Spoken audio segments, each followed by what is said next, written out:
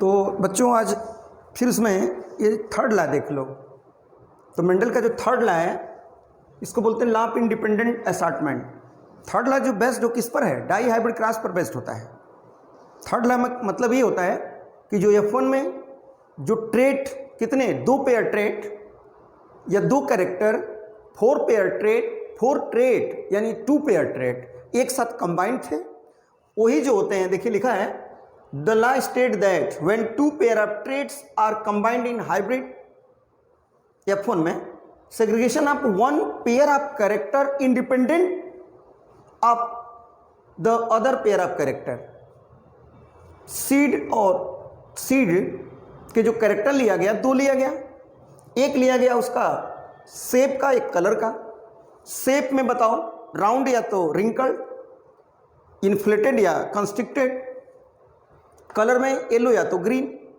यहाँ पर याद रखना जैसे कि पिछले मैंने इसमें पॉइंट में बताए हैं कि येलो और ग्रीन में देखा जाए तो पॉड के लिए ग्रीन डोमिनेंट है और सीड के लिए ग्रीन क्या है? रिसेसिव है। अब देखो round yellow dominant, wrinkle green recessive. Cross कराएंगे, इनका गैमेट बनाएंगे, ये गैमेट बना, इनका क्रॉस करा दो, ये F1 जनरेशन आ गया। तो ये F1 जनरेशन के अंदर राउंड और रिंकल्ड आ गया, राउंड और येलो आ गया। अब इन्हीं राउंड येलो का क्या है? इसमें कैपिटल और स्मॉल और कैपिटल स्मॉल आई गैमेट बनाओगे तो 4 गैमेट बना। अब जो 4 गैमेट बना उन्हीं का सेल्फिंग करा देंगे तो ये F2 जनरेशन आएगा। तो F2 जनरेशन में फिनोटाइप रेशियो 9:3:3:1 और जीनोटाइप रेशियो पूछा जाए तो 12:24:12:12:1 बताना। तो ये 12:24:12:12 ये मैंने इसको मिला दो 9 हो गया, ये कितना हो गया? 3 हो गया, और ये 3 हो गया, ये 1 आ गया, तो ये फिनोटाइप आ गया। तो इसका मतलब कि जब इनका सेल्फिंग कराएंगे डाई हाइब्रिड क्रॉस का तो टोटल प्रोजेनी कितने बन गए? 16 बने। उसमें गैमेट कितने बन गए? 4 बन गए, प्रोजेनी 16 बन गया। अब जरा देखो कैपिटल और कैपिटल ये प्योर अकेला एक है जो प्योर डोमिनेंट है। यहाँ प्योर रिसेसिव कितने हैं? 1 है। और हेट्रोजाइगस देखिए यहाँ ये आप देख रहे हैं जैसा ये है वैसा ये सब एक समान है। अगर पूछा जाए कि होमोजाइगस का और हेट्रो का रेशियो क्या होगा तो आप बताना। ये सब होमोजाइगस ये हो गए, बाकी सब हेट्रो है। तो होमो और हेट्रो का रेशियो 4:12 कितना होगा? 12 बताना होगा, 4:12। और अगर पूछेगा कि प्योर डोमिनेंट और प्योर रिसेसिव का रेशियो बताइएगा तो 1:1। अगर पूछेगा कि डोमिनेंट और रिसेसिव का रेशियो बताइएगा तो डोमिनेंट हो गया 15, रिसेसिव हो गया 1। और अगर इसमें कभी कभी परसेंटेज पूछ देता है रिकम्बिनेंट का तो देखिए ये जो 2 हैं यहाँ पर देख रहे हैं, ये और ये पेरेंटल टाइप आ गए और ये 2 नॉन पेरेंटल आ गए। तो इन्हीं नॉन पेरेंटल को हम रिकम्बिनेंट बोलेंगे। तो रिकम्बिनेंट का हो गया 3/16 इंटू कर देना कितना भाई? 100। ये इसका मल्टीप्लाई कर देंगे तो ये किस में आ जाएगा? 3/16 होगा, 6 होगा ना, जोड़ देंगे 3 6 हो गया, 6/16 इंटू 100। तो ये आ जाएगा परसेंटेज किसका? नॉन रिकम्बिनेंट का। और रिकम्बिनेंट का ये दोनों है, मैंने पेरेंटल का ये दोनों है, ये दोनों है रिकम्बिनेंट का है ना। और नॉन रिकम्बिनेंट ये दोनों है। तो नॉन रिकम्बिनेंट का मतलब पेरेंटल, रिकम्बिनेंट का मतलब क्रॉसिंग ओवर वाले। इसके बाद जीनोटाइप ये बताया। कभी कभी क्वेश्चन ये दिया जाए जैसे ये दिया गया है, अब इसमें पूछ देगा बताओ क्या रेशियो आएगा। तो आप लोग याद रखना कि जहाँ होमोजाइगस होगा वहाँ 1 मान लेना और जहाँ हेट्रोजाइगस होगा वहाँ 2 मान लेना। तो ये होमोजाइगस देखिए 1 1 1 2 2 और 1 1 1, इसका मल्टीप्लाई कर देना। तो ये डायरेक्ट आप आंसर बता सकते हैं, मैंडेटरी चेकर बोर्ड गिन करके नहीं बताना पड़ेगा, डायरेक्ट। बहुत इंपॉर्टेंट सवाल, बहुत लोगों को नहीं आता है, डायरेक्ट आप बताइए। इसका मतलब 1:1 1 हो गया, 1 2 जा 2 हो गया, 2 1 जा 2 हो गया, ये 1 1 जा 1 हो गया। तो रेशियो क्या आ गया? 1 2 2 1 आ गया। ये इंपॉर्टेंट सवाल हो गया। अब देखो एक क्वेश्चन आता है लिंकेज। लिंकेज एक्सेप्शन होता है इसका इंडिपेंडेंट असॉर्टमेंट का। लिंकेज का नाम दिए थे TH मॉर्गन ने। लिंकेज का मतलब होता है क्रोमोसोम के ऊपर जो जीन पाया जाता है उसको लिंक जीन कहा जाता है। लिंकेज इन्वर्सली प्रोपोर्शनल होता है distance of gene on chromosome. Crossing over ज़्यादा होगा तो लिंकेज कम होगा, जिसमें होता है लूजली और टाइटली। लूजली मतलब दूर दूर होगा और टाइटली का मतलब पास पास होगा। तो यहाँ पर ये होगा कि linkage inversely proportional to crossing over. Linkage का मतलब पेरेंटल कॉम्बिनेशन और नॉन पेरेंटल को क्रॉसिंग ओवर बोलेंगे। कभी कभी देखो ये क्वेश्चन आया हुआ इंपॉर्टेंस वाले कि अगर रिजल्ट क्रॉसिंग ओवर का ए और सी कितना 28, ए और बी 20 और बी सी 8%, तो आप लोग इसको कैसे सॉल्व करेंगे, कैसे पोजीशन बताएंगे? तो जो सबसे ज़्यादा देखिए इसको लिखो, ए यहाँ है, सी यहाँ है, ये 28% हो गया। फिर उसके बाद कम ए बी, इसका मतलब ए और बी की दूरी यहाँ पर होगा, तो ये टोटल 20% हो गया। इसका मतलब बी और सी ए टोटल कितना है 8% हो गया, ये टोटल 28 हो गया। इसलिए सीक्वेंस क्या बना, ए बी सी, तो आंसर हो गया ए बी सी, याद कर लेना। उसके बाद एक क्वेश्चन आता है position of gene on chromosome explain by, तो मॉर्गन के स्टूडेंट जिनका नाम था स्टर्टवेंट, उन्होंने इसको एक्सप्लेन किया था। Position of gene on chromosome, उसके लिए मैप यूनिट कहा जाता है, मैप यूनिट। इस पर भी एक न्यूमेरिकल आता है रिकॉम्बिनेशन फ्रीक्वेंसी पर। रिकॉम्बिनेशन फ्रीक्वेंसी के लिए फार्मूला क्या है, तो यहाँ बताते हैं कि recombination frequency is equal to RC upon RC plus PC into 100 कर देते हैं। RC का मतलब होता है नॉन रिकॉम्बिनेंट कॉम्बिनेशन, PC का मतलब पेरेंटल कॉम्बिनेशन, उस पर निकाल लेते हैं क्वेश्चन। लिंकेज ग्रुप का नाम सटन एंड बाबरी ने दिया था। लिंकेज ग्रुप का मतलब होता है haploid set of the chromosome. जैसे मेज के अंदर 20 क्रोमोसोम है, पी के अंदर 14 क्रोमोसोम है, ड्रोसोफिला के अंदर 8 क्रोमोसोम है, ह्यूमन के अंदर 46 क्रोमोसोम है। तो अगर लिंकेज ग्रुप पूछेगा तो इसका हाफ कर देना, बट ह्यूमन मेल के केस में अगर कहें तो 24 बताना, क्योंकि एक वाई के साथ भी लिंक करेगा। अब फीमेल में पूछेगा तो 22 ही बताना, ये इंपॉर्टेंट सवाल है। इसके बाद क्रोमोसोमल थियरी ऑफ इनहेरिटेंस, इसको दिए थे सटन एंड बाबरी ने, और इसको एक्सप्लेन किए थे, वेरिफिकेशन कौन किया था, TH मॉर्गन ने, और स्टडी किया था फ्रूट फ्लाई पर। फ्रूट फ्लाई माने drosophila melanogaster. Drosophila melanogaster dihybrid cross पर डिपेंड करता है। ड्रोसोफिला मिलेनोगैस्टर की लाइफ साइकिल 2 वीक में पूरा होती है, और उसका अगर पूछा जाए कि लाइफ स्पेन क्या है, 30 डे बताना, और लाइफ साइकिल 2 वीक में पूरा होता है। ड्रोसोफिला का उन्होंने 2 कैरेक्टर लिया था मॉर्गन ने, एक उसके बॉडी का कलर और एक उसके आई का कलर। आई में रेड डोमिनेंट है, बॉडी में येलो डोमिनेंट है, तो ये याद रखना। उसके बाद बट लिंकेज जो होता है ये अगर ज़्यादा है तो इंडिपेंडेंट असॉर्टमेंट फॉलो नहीं करेगा, लिंकेज एक्सेप्शन हो गया। इसके बाद linkage is exception of the independent assortment. अब एक टर्म आता है कि एक्स बॉडी टर्म हेनकिंग ने दिया था 1891 में, स्टडी किए थे इंसेक्ट पर। उन्होंने बताया था कि न्यूक्लियर में जो डिवीजन हो रहा है उसमें हाफ पार्ट दोनों प्रोजेनी में ट्रांसफर होगा, दोनों गैमेट में ट्रांसफर होगा। ये इंपॉर्टेंट सवाल है। सेक्स डिटर्मिनेशन बहुत अच्छा क्वेश्चन है, आना ही आना है, 3 में से एक क्वेश्चन आ रहा है। अगर पूछ देगा XY और XX, तो ह्यूमन और ड्रोसोफिला में होता है। ये मेल हेट्रोगैमेटिक है, फीमेल होमोगैमेटिक है। यहाँ पर देख लो, यहाँ पर क्या है, मेल में एक X क्रोमोसोम लॉस कर गया, इसमें ग्रासोपर के अंदर पाया गया। ग्रासोपर ये आया हुआ इंपॉर्टेंट सवाल है कि ग्रासोपर के मेल में एक क्रोमोसोम लॉस हो जाता है, इसलिए वो शो करता है XO, और फीमेल में XX होता है। ये कंडीशन बर्ड्स के अंदर पाई जाती है। बर्ड्स के अंदर मेल जो होता है होमोगैमेटिक है, फीमेल हेट्रोगैमेटिक होती है, यानी फीमेल में 2 टाइप के गैमेट बनते हैं, 50% Z तो 50% Y, जबकि मेल में क्या होता है 100% Z टाइप गैमेट बनते हैं, याद करना। उसके बाद आता है पेडिग्री एनालिसिस। तो पेडिग्री का मतलब जैसे आप ही लोग हम लोग हैं, हम लोगों की जनरेशन को, कोई एक पर्टिकुलर ट्रेट को एनालाइज किया जाए जनरेशन आफ्टर जनरेशन, उसी को पेडिग्री एनालिसिस कहते हैं।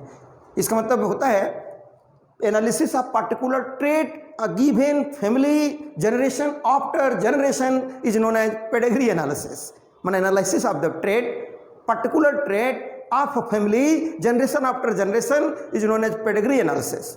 अब जैसे देखो X लिखा, XY लिखा, इस पर एक X पर जीन है क्रोमोसोमल, यहाँ पर लिंक जीन है, इसका मतलब मेल पर अगर है तो इसको हेमीजाइगस बोला जाएगा और डिजीज होगा।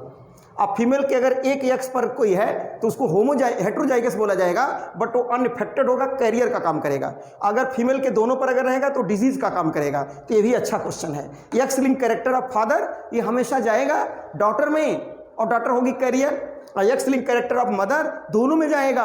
बहुत इंपॉर्टेंट सवाल है कि X लिंक कैरेक्टर फादर का डॉटर में जाएगा, डॉटर होगी कैरियर। और X लिंक कैरेक्टर अगर मदर का है तो दोनों में जाएगा, मदर का दोनों में जाएगा तो फादर जो सन होगा, सन कैसा होगा, डिजीज होगा, और जो डॉटर होगी वो कैरियर होगी, दोनों में जाएगा। अब देखो यहाँ पर इंपॉर्टेंट सवाल पेडिग्री पे कैसे लगाते हैं। यहाँ देखिए मेल है, ये फीमेल है, ये फीमेल डिजीज़ है। अब यहाँ पर ये पता करना है कि ये कौन सी डिजीज़ है, ऑटोसोमल है कि सेक्स लिंक है। तो पहले तो यहाँ पर ये बात करना कि ऑटोसोमल की बात करना होगा। तो देखो बेटा बेटी दोनों में अगर होगा तब बता देना ऑटोसोमल है, क्योंकि यहाँ भी है यहाँ भी है। अब एक आता डोमिनेंट और रिसेसिव। तो याद करो अगर दोनों पेरेंट में किसी एक हो तो कह देंगे डोमिनेंट है, तो डोमिनेंट ऑटोसोमल हो गया। इसको बोलो यहाँ भी बेटा है बेटी दोनों में आ गया तब तो ऑटोसोमल हो गया, बट पेरेंट में नहीं दिखा तो रिसेसिव हो गया। तो इसका नाम होता है रिसेसिव है, ये डोमिनेंट है तो मायोटोनिक डिस्ट्रॉफी कहा गया। इसको कहोगे सिकल सेल एनीमिया। ये इंपॉर्टेंट क्वेश्चन हो गया। अब आता है मेंडेलियन डिसऑर्डर। ये मेंडेलियन डिसऑर्डर में जैसे कोई अल्टरेशन कर दो, म्यूटेशन हो जाए कोई एक सिंगल जीन का, तो उसकी वजह से डिजीज उत्पन्न होती है, सेक्स लिंक डिजीज होता है। अब ये डिसऑर्डर दो तरह का मान लो, एक सेक्स लिंक डिसऑर्डर और एक क्या होता है autosomal disorder. Sex link disorder को क्रिस क्रॉस कहा जाता है। क्रिस क्रॉस का मतलब क्या होता है कि character of father goes to daughter and his grandson, उसी को क्रिस क्रॉस कहते हैं। जैसे अब हीमोफीलिया है, कलर ब्लाइंड, ये सब क्रिस क्रॉस के एग्जाम्पल है। कलर ब्लाइंड का मतलब person unable to difference between red and green colour is called colour blind. Colour blind is the recessive sex link disease. तो जिसके अंदर कोन में डिफेक्ट होता है, वो लाल और हरे रंग में डिफरेंशिएट नहीं कर पाता, उसको कलर ब्लाइंड के नाम से जाना जाता है। इसको प्रोटॉन डिफेक्ट भी कहा जाता है। ये एक्स लिंक रिसेसिव डिजीज होता है। ठीक उसी प्रकार हीमोफीलिया है। हीमोफीलिया भी एक सेक्स लिंक रिसेसिव डिजीज होती है। हीमोफीलिया के अंदर आप लोग पढ़ते हो कैस्केड एक प्रोटीन होती है। कैस्केड प्रोटीन की कमी के कारण अनेबल टू क्लॉट ब्लड, मैंने अगर ब्लीडिंग होती गई, ब्लीडिंग जब होती गई तो नॉन स्टॉप ब्लीडिंग होगी, रुकेगी ही नहीं, ब्लड क्लॉट करेगा ही नहीं, तो ब्लड निकलते निकलते ब्लड के अभाव में मर जाएगा। तो उसको आप लोग क्या कहते हैं बताओ? हीमोफिलिक डिजीज के नाम से जाना जाता है। इसका कैरियर क्वीन विक्टोरिया के परिवार में पाया गया। तो ये भी इंपॉर्टेंट सवाल है कि हीमोफीलिया एक्सट्रीमली रेयर होता है, किसमें? फीमेल में। जैसे आप इंपॉर्टेंट सवाल ये देख लो कि एक्स और वाई है, एक्स और एक्स है, यहाँ पर अगर हीमोफिलिक हैं, ये भी कैरियर हैं, तब यहाँ पे डॉटर के अंदर हीमोफीलिया हो सकता है।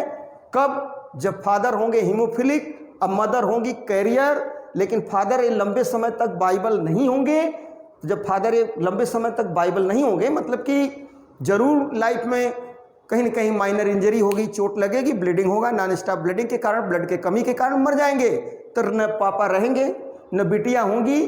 तो नहीं देखते मुहावरा बोले न रहेगी बांस न बजेगी बांसुरी। तो इंपॉर्टेंट सवाल हो गया। उसके बाद बेटा ऑटोसोमल की बात करते हो। ऑटोसोमल में सिकल सेल एनीमिया है। सिकल सेल एनीमिया के केस में क्या होता है कि जो single gene, single pair allele के चेंज के कारण, आप देखेंगे वन पेयर बेस के चेंज होने के कारण क्या हो जाता है, 6 पोजीशन पर बीटा चेन हीमोग्लोबिन की बदल जाती है। तो ग्लूटामिक एसिड की जगह वैलिन आ जाता है, वहाँ पर कहते हो ना GAG की जगह GUG आ जाता है। एडेनिन और यूरोसिल का अंतर होता है, एक बेस पेयर का अंतर होता है, जिसके कारण आरबीसी का शेप बाइकॉन्केव से सिकल हो जाती है। तो उसके अंदर इफिशियंसी कम हो जाती है ब्रीदिंग की, उसमें आरबीसी का नंबर वही रहता है, बस शेप में चेंजिंग हो जाती है। इसको हम लोग क्वालिटेटिव डिजीज़ कहते हैं। और एक थैलेसेमिया आता है, उसको क्वांटिटेटिव डिजीज़ कहा जाता है। इस सिकल सेल एनीमिया का जीन याद रखना ये किस क्रोमोसोम पर होगा? 11वें क्रोमोसोम पर होगा। और सिस्टिक फाइब्रोसिस का जीन 7वें क्रोमोसोम पर होगा। फिनाइल कीटोन्यूरिया बहुत इंपॉर्टेंट है, ये भी इनबार्न एरर मेटाबॉलिज्म होता है। जैसे एम्ब्रियोनिक की स्टेज में कुछ एंजाइम की कमी के कारण फिनाइल एलेनिन टायरोसिन में न बदल के फिनाइल पायरुवेट में बदल जाता है, और उसी का एक्युमुलेशन धीरे धीरे बॉडी के अंदर ब्रेन में इकट्ठा हो जाए और किडनी के अंदर पुअर रीअब्जॉर्प्शन करेगा, ब्रेन में इकट्ठा होने से मेंटल रिटार्डेशन करेगा। तो कौन सा एंजाइम है? तो ये बताओगे फिनाइल एलेनिन हाइड्रोक्सिलेज एंजाइम के कारण ऐसा होता है। उसके बाद आता है ट्रेड्स, बात करो पॉलीजेनिक। पॉलीजेनिक का मतलब जैसे आपका स्किन है, आपका स्किन है, किसी का भी स्किन है, तो सभी का स्किन का कलर लगभग एक तरह का होता है, बट जीन सभी का अलग अलग है। तो different gene one character polygenic कहलाएगा। IQ, स्किन का कलर, हेयर सभी का काला है, तो इसका मतलब कि जीन सभी का अलग अलग है, सबके हेयर काले हैं।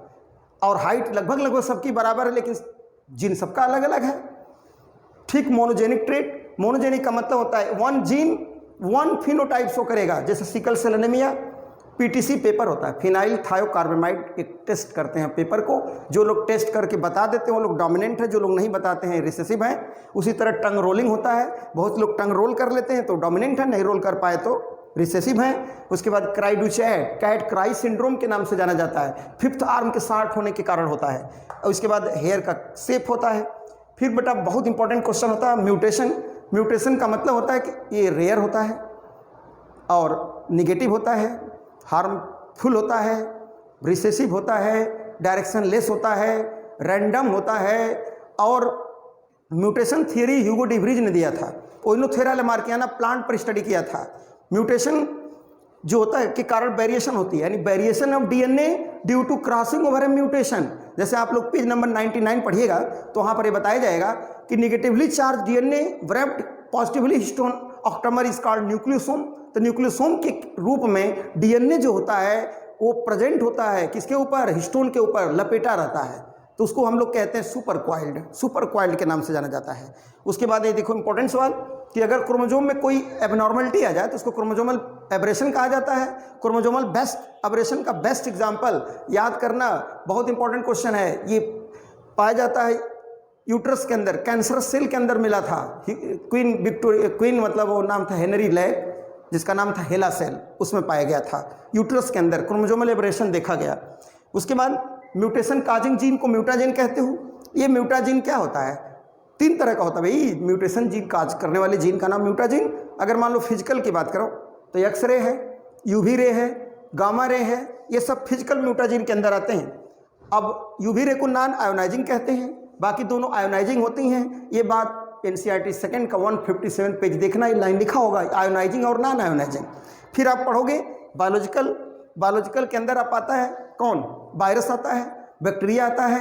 ये पेज नंबर 200 अब देखना तो वहाँ पर एक बात लिखा होगा बायोलॉजिकल वेक्टर के रूप में, तो एग्रोबैक्टीरियम ट्यूमिफैसियन से बैक्टीरिया होता है, उससे टीडीएनए निकाला जाता है। वो टीडीएनए को टीआई प्लाज्मिड कहा जाता है। वो किसी नॉर्मल डाइकाट प्लांट में अगर इंसर्ट कर दिया जाता है तो उसमें ट्यूमर काज करता है। और दूसरा आप पढ़ोगे वायरस, तो वायरस का नाम रिट्रोवायरस। रिट्रो का मतलब होता है एनिमल वायरस होता है जिसके अंदर आरएनए सिंगल स्टैंडर्ड पाया जाए। अगर उस वायरस को नॉर्मल सेल में इंसर्ट कर दोगे तो नॉर्मल सेल बिकम कैंसरस। तो ये इंपॉर्टेंट क्वेश्चन यहाँ पर हो जाता है, बायोलॉजिकल म्यूटाजीन कहलाता है। और केमिकल म्यूटाजीन की बात करोगे तो केमिकल के अंदर मस्टर्ड गैस है, फॉर्मेल्डिहाइड है, ये सब बेटा याद करना, ये सब आता है किसके अंदर, केमिकल म्यूटाजीन में।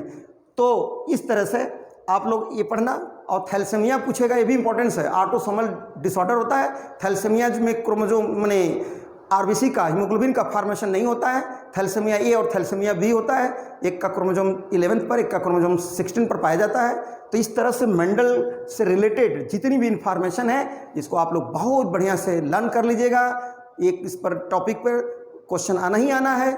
और यहाँ पर एक क्वेश्चन और बता दे रहा आपको जो बहुत इंपॉर्टेंट क्वेश्चन है कि अगर फादर हीमोफिलिक है और मदर क्या है, कैरियर है, तो उसके अंदर क्या होगा।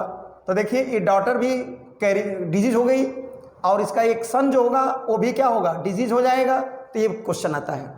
क्रिस क्रॉस का एग्जाम्पल में देखो, जैसे फादर है, इनकी एक डॉटर है, ये भी कोई फादर है, इनका एक सन है, ये दोनों का मैरिज हो गया। इसका मतलब कि एक का फादर डिजीज है, एक का फादर नॉर्मल है, तो इस फादर का जो डॉटर है इस कैरियर होगी। अब इसके बाद इसका आप देखो यहाँ पे कैरियर हो गई, ये डॉटर नॉर्मल हो गई, ये डॉटर नॉर्मल हो गई, और ये जो सन हो गया डिजीज हो गया, और ये सन जो होगा क्या है, नॉर्मल होगा। तो इसका मतलब इसमें डॉटर में अगर पूछे जाए, इसमें डॉटर में पूछा जाए तो डॉटर किसी में डिजीज नहीं है 0%, और सन में पूछा जाए तो 50 होगा, और टोटल में पूछा जाए तो 25 होगा, क्योंकि यही सन है। जिसका मतलब फादर का कैरेक्टर उसके डॉटर में आया और डॉटर से उसके सन में गया, इसी को कहते हो क्रिस क्रॉस। तो इस तरह से आप लोग याद कर लें, लर्न कर लें। Thank you.